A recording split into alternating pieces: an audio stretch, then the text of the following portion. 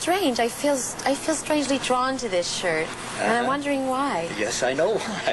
It has a scent to it. I interviewed Warren Beatty in this shirt. He loved it so much, I went out and bought him one. Oh, really? So I thought, well, I'll break out the shirt for Well, how do you feel in it? Do you feel like a heel in that shirt? Oh, should I? Or should I feel like Warren Beatty? Look at them. They won't leave us alone. Yes, I've got Madonna here.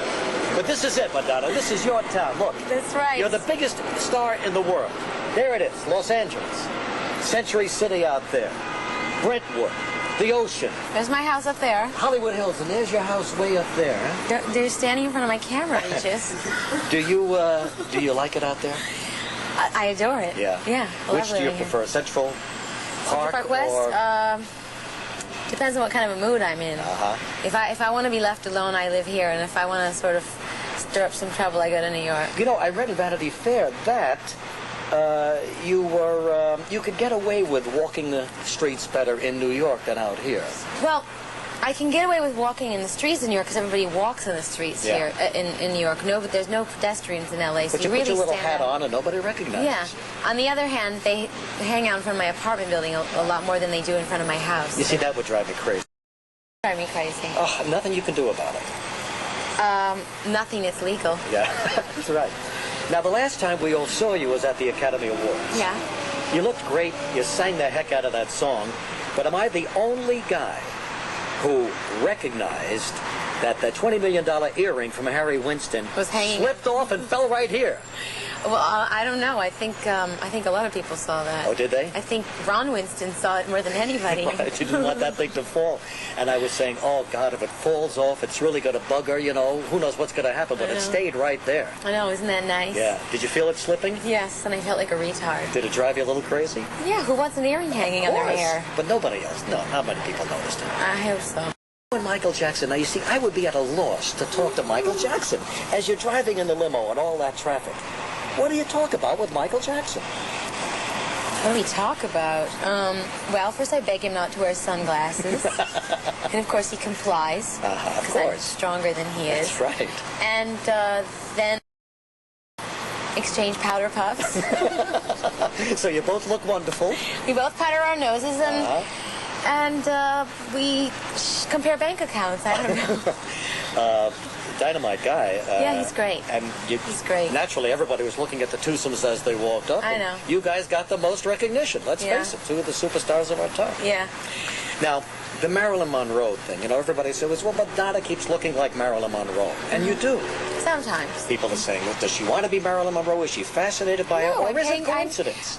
Of course I'm fascinated by her like everybody else, but it's more me paying homage to her than I don't want to be Marilyn Monroe. I mean, I want to live, first of all. Sure. And I want to be happy. And say that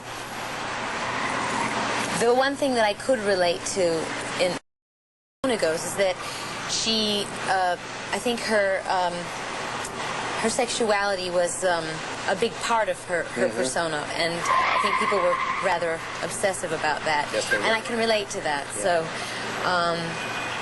So that's why I make references to her in my performances and stuff. But now everybody wants to be a blonde. Did you see Entertainment Tonight? Everybody's going blonde this summer. I know, and I think I'm going to have to do something about that. Absolutely. Now, how are we on Evita? Are we getting close to that? Yes, well, we're standing on a balcony. That's a good start. But how many people have gathered down the street? Nobody. But Evita is sort of an elusive movie that keeps escaping I know. people. Well, it's a difficult movie to make because it's a very grand movie. It's very expensive, and I think Hollywood's a bit nervous about making such a grand movie right now because, you know, everybody's trying to, you know, make movies for less right now. Right. And maybe this isn't such a good movie to make in a time when everyone's trying to practice moderation. That's right.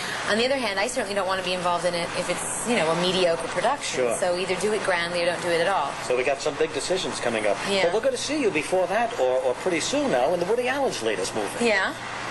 Yeah. You happy with As a brunette. As a brunette, yes. Yeah. So tell me about working with Woody.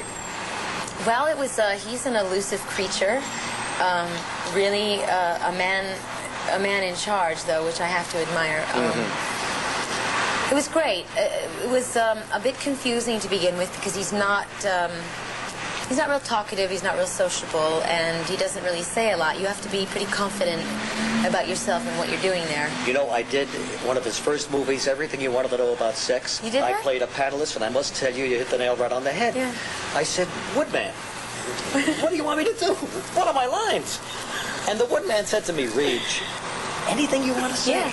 And then he walked away. That kind of freedom is sort of daunting. Right. And everybody says, what a director. Boy, he gets the best out of his actors. Well, he may. Well, this is what he does that's so great, is that he casts you perfectly. I see. And basically, I think he hires people to sort of exude what they already exude, you know? Yeah, so sure. It's not a question of trying to be somebody else, you know? Yeah. And you felt that's what happened here? Yeah, absolutely. Oh, that's terrific. All right, Madonna, when we come back, we're going to talk about Truth or Dare. Where are we okay? going? Well, you and I are going to stay right here, but you're going to leave us, and we'll be right back in just a moment. Does anybody know Madonna and Regis Philbin are right here? Look, I'm waving. People, look, you'll be thrilled. Madonna in her peignoir. Be careful, there's a paparazzi down there. Paparazzis. They're everywhere. Now let's talk about Truth or Dare, your new movie. Okay. I thought it was a terrific idea to go behind the scenes of your tour, which of course was all over the world. And Yeah. I enjoyed a lot of it. But you know, I read that Vanity Fair article, look back to that for a moment, and your manager was a little bit comme ci, comme ça about it. Skeptical. Skeptical, saying maybe you reveal too much of yourself. And I'm sure that's what the critics are going to say too. Some of them are going to wonder, will this come back to haunt Madonna? Did she go too far? I know you like to shock people and so on. But how do you feel about it?